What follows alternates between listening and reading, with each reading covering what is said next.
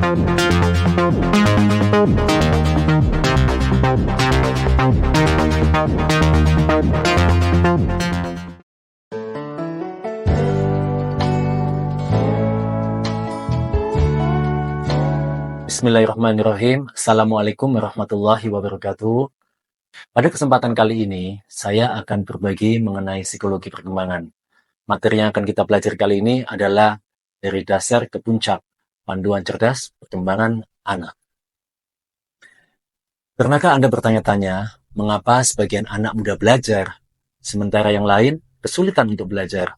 Dalam 5 menit ke depan, saya akan bocorkan 4 level kunci yang menentukan kesiapan anak dalam belajar, mulai dari masa bayi hingga usia sekolah.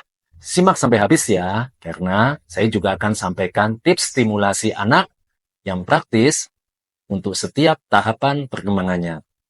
Pada level 1, yaitu disebut sebagai usia sensoris. Bayi ini berada di usia antara 2 bulan sampai dengan 1 tahun.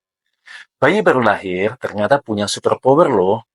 Tanpa sistem sensoris yang matang, mereka tidak bisa mengenali dunia. Apa sih superpower itu? Ini adalah fondasi yang paling dasar. Anak memproses input dari 5 indera, yaitu indera peraba, penglihatan, pendengaran, penciuman, perasa, serta sistem vestibuler atau keseimbangan tubuh. Dan tentunya ada proprioseptif, yaitu kesadaran tubuh. Tanpa ini, otak tidak bisa menerima informasi dengan baik ya. Gimana cara stimulasi pada usia ini? Yuk kita pelajari sama-sama. Yang pertama adalah taktil. Taktil yaitu sentuhan kulit ke kulit. Bermain dengan tekstur seperti pasir, air, atau kain yang bermacam teksturnya. Ada lembut, ada kasar, dan sebagainya. Kemudian ada juga vestibular. Vestibular yaitu bayi diayun-ayun dengan lembut, bayi digendong-gendong dengan gerakan naik turun, dan sebagainya. Kemudian untuk menstimulasi proprioseptif, biasanya dengan cara memijat bayi, yaitu memijat dengan lahan, dengan pelan, kemudian membungkusnya dengan selimut. Pada level kedua, disebut sebagai sensoris motor, yaitu anak sudah mulai berusia antara 1 sampai dengan 3 tahun. Kenapa anak usia 1 sampai 3 tahun suka melompat-lompat? Ini bukan sekedar mereka bergerak aktif ya, tapi tahap kritis untuk perkembangan otaknya. Anak mulai mengenal tubuhnya melalui gerakan merangkak, kemudian berjalan, dan memegang-megang benda. Kematangan sistem sensoris motorik menentukan kemampuan koordinasi mata, tangan, dan kontrol otot. Pada level ini, ada beberapa cara untuk menstimulasinya. Yang pertama, misalnya, bermain lempar tangkap bola. Kemudian, merangkak di atas rintangan. Yang ketiga, bisa menggunakan aktivitas memindahkan benda, seperti menuangkan air, menyusun balok, dan lain-lain. Baik, untuk level yang ketiga adalah perseptual motor, yaitu anak berada di usia 3-6 tahun. Tahap ini melibatkan persepsi visual, seperti membedakan bentuk, huruf, keseimbangan, dan koordinasi yang kompleks. Kematangan di sini menentukan kesiapan anak baca, tulis, berhitung. Di tahap ini, kita bisa menstimulasi dengan cara memberikan permainan puzzle atau menyocokkan gambar. Kemudian bisa dengan melompat dengan satu kaki atau berjalan di garis yang lurus.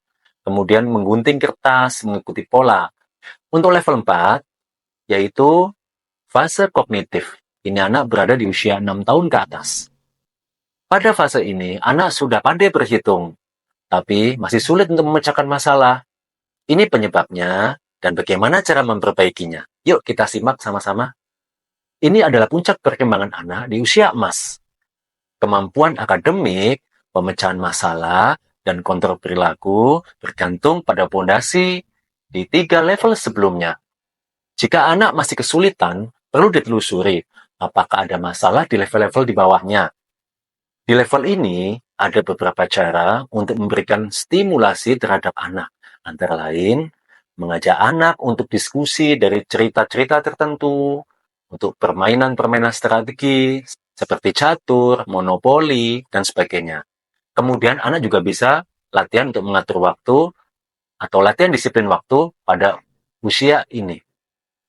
Yang terakhir adalah pesan untuk para orang tua yang masih memiliki anak di 6 tahun pertama. Level 1 sampai dengan 4 tadi ibarat piramida yang menggambarkan bahwa perkembangan anak itu seperti bangunan. Tanpa pondasi yang kuat, tingkat atas akan goyah.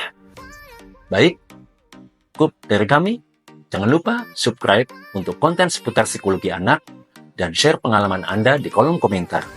Level mana yang paling menarik buat Anda? Anda sendiri yang bisa menjawab. Terima kasih. Wassalamualaikum warahmatullahi wabarakatuh.